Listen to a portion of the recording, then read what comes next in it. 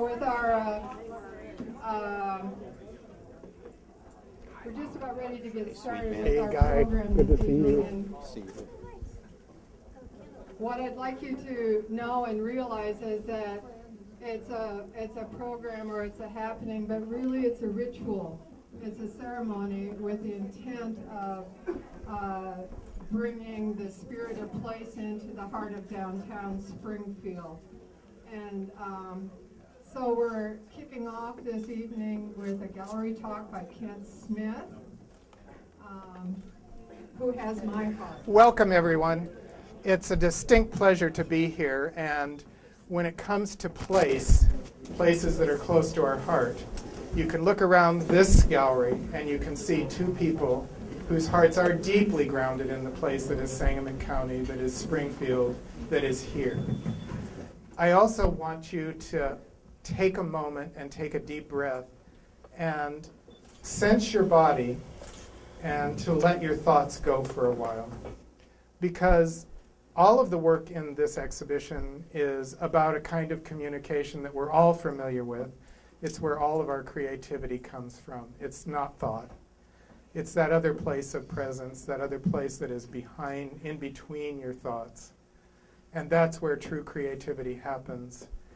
And being in Wendy and Bill's home, when they're both painting or they're both creating in their family room, is one of the great experiences that I've witnessed in my career. Because the two of them, while in different parts of the room, are both basically dancing with the artwork that they're creating. And in that place that's outside of thought, things start flowing, and then they might be working on one painting, but then they'll see the other one that's laying on the table or the other one that's standing up against the wall, and they'll grab that and they'll add a little something to that, and then they'll, all in an effort to allow the creative process to continue to flow and for the work to be created in a way that is the true connection to creativity and therefore the connection to beauty. Because as we all know, we can't actually perceive beauty unless we're in that space. We're in that space first. We're in that sacred space, that central space to ourselves, when we perceive beauty. And it's only when thought comes in that the beauty disappears and is taken over by the thinking in our heads. So I invite you over and over again to revisit that place as you look at the work in this exhibition. That you see not only the familiar places of this region that Bill has created, and witness, we all get to witness again. Many of us have seen some of this work, but others have not been on view.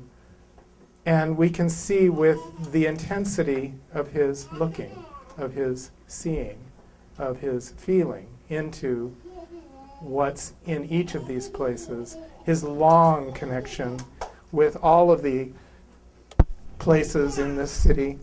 But then you can also see that even when they're traveling to South America, Central America, Hawaii, wherever it might be, that same thing happens, that he's bringing that same presence to those places and looking deeply into those places to what is the most beautiful, and then sitting there in that space away from mind and putting it down on paper in a way that is unique to his hand. And when you look at this work, this is the work of a mature artist, an artist who has a profound connection between his hands and his heart, because he's able to, it's only by making marks every day, doing that every day, over and over again through a lifetime, that you come to this. Only then. Only then.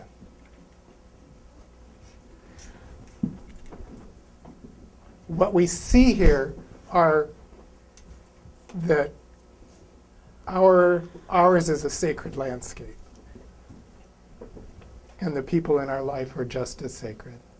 Wendy has been in a transformational process over the last 5 years.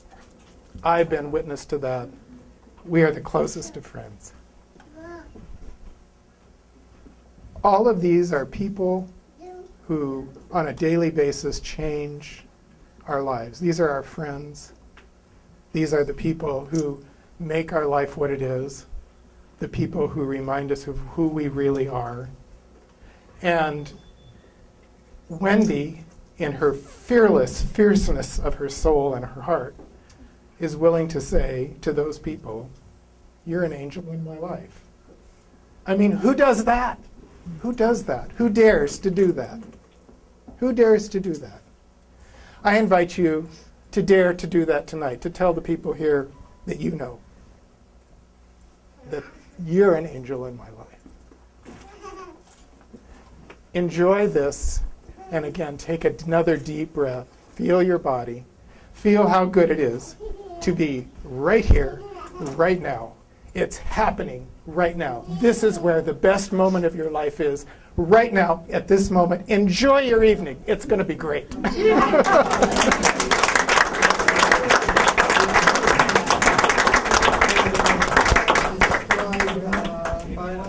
By the Taliban in Afghanistan 6 months before the Twin Towers.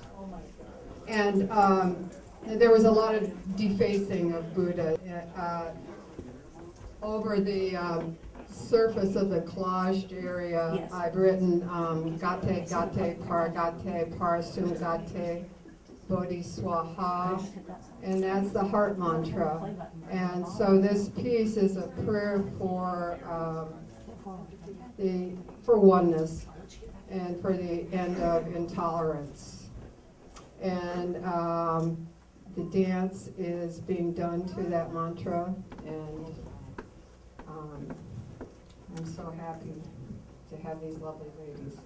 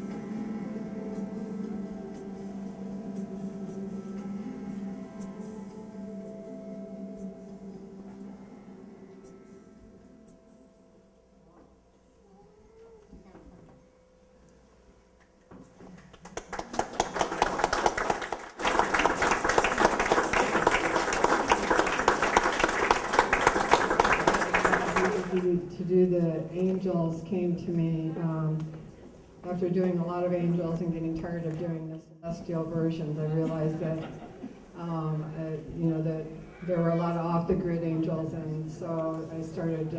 I sat down and I made a list of the first 12 people that came to my mind. And the first on the list was John and Peg Knopfel. And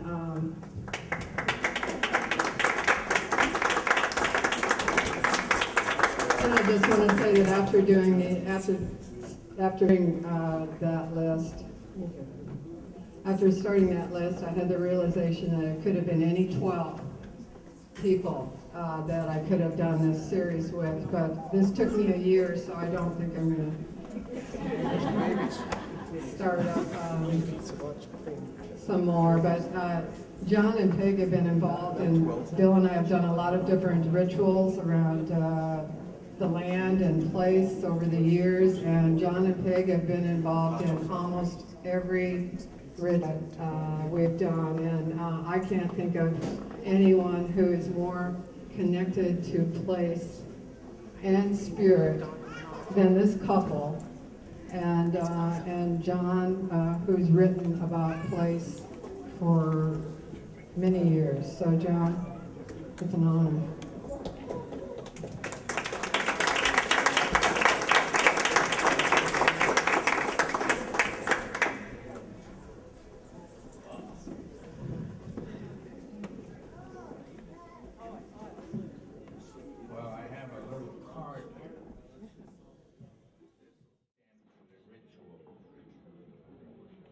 Love is like a bowl, so when you break it, glue it together. If it won't hold water, fill it with apples.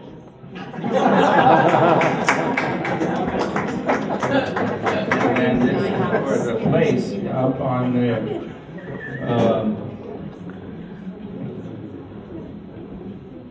there are white deer up in the streams north of us here. And that's what this is about. It's called Old Name, Old River. Moawegwa, the old name for this old river, face of the wolf, has it over South Fork, has it in this water, sun in a dapples, light in shimmers, and they reaching infinity, and then a calm moon rising with its long cradling vowels of light. One night at Sangcrease there were white deer. They trembled at the river's edge, frail and luminous beneath a wash of stars, or in some eclipse feeding on their own light. An imagination of shadows lost in a slow river with its choiring of wolves.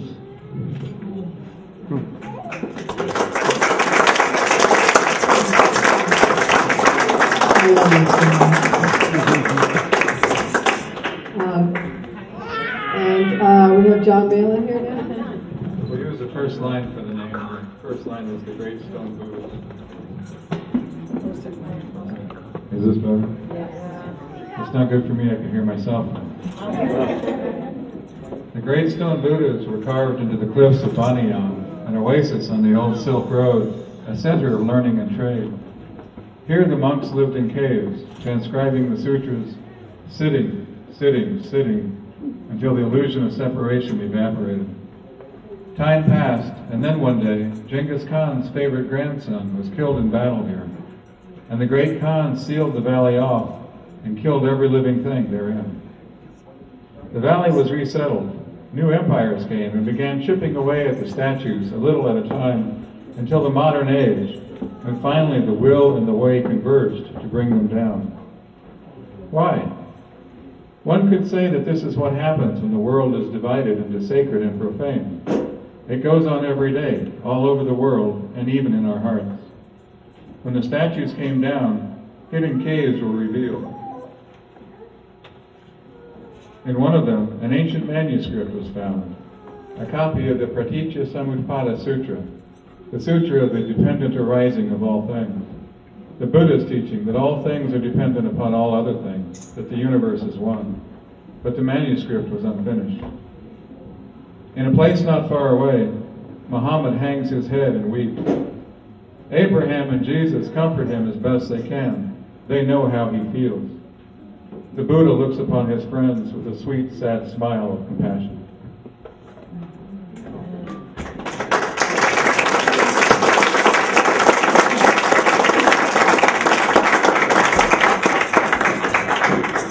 When we were thinking about this program, I was thinking about how spirit and place, marriage was a theme of Vachel Lindsay, and he did a poem on restoring the soul of Springfield, and in it was a broadside he gave out, and in it there were incense censers, prints of incense censers swinging along different sites within the city. And when I thought about that, I realized that Bill had drawn 3/4 of those sites himself.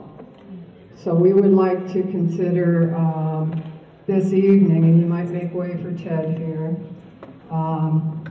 we would like to consider this evening an invocation for the restoration of the soul of the city. In particular, here we are, no accident, in the downtown of the city with so many beautiful people here and so many images that have a lot of heart and spirit. Ted is one of my off-the-grid angels. And some of the inspiration for this came, and when I thought of Ted, I put the Vachel Lindsay print behind him, and he's my mage provocateur angel. And I love Ted very much, and I think he's a very special, magical being, and the Springfield would not be the same without him. And an amazingly talented artist, musician, poet, actor, mage, and provocateur.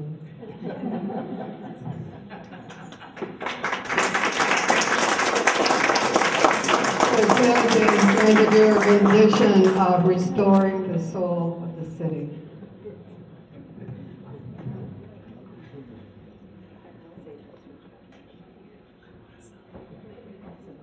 Oh, I've got to tell you that this is an incense censer. I constructed it myself. But there are images of cathedrals in Spain that they have huge incense censers that take like 6 monks with ropes swinging these across the cathedral. So in this censer is sweetgrass and sage. They are to purify and to send our prayers up to heaven.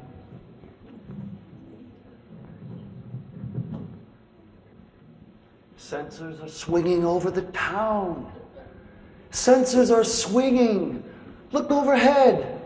Censers are swinging. Heaven comes down. City, dead city, wake from the dead. Censers tremendous gleam overhead. Wind harps are ringing. Wind harps unseen, calling and calling, wake from the dead. Rise, little city, and shine like a queen. Soldiers of Christ for battle grow keen. Heaven-sent winds haunt alley and lane, singing of life and town meadows green after the toil and battle and pain. Incense is pouring like the spring rain down on the mob that moil in the street. Blessed are they who behold it and gain power made more mighty through every defeat. Builders toil on, make all complete, make Springfield wonderful till at God's feet. Tranced, saved forever goes the white town.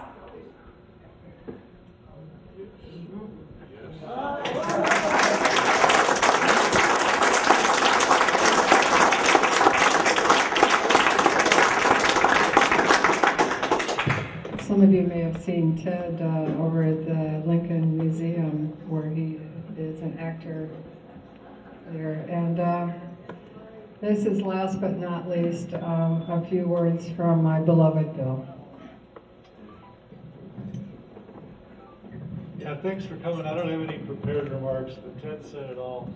That there's magic in the moment if you can just release yourself from all preconceptions about what life is and just drink in the energy of the moment. And it's magical, and it's all happening with the people here in this room. So bless you all, and thanks for coming. And enjoy the party.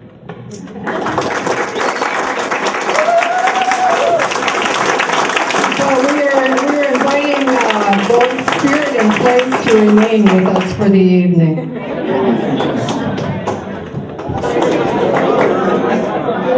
Yeah, I like all those are my, it's really, maybe there's a way where you could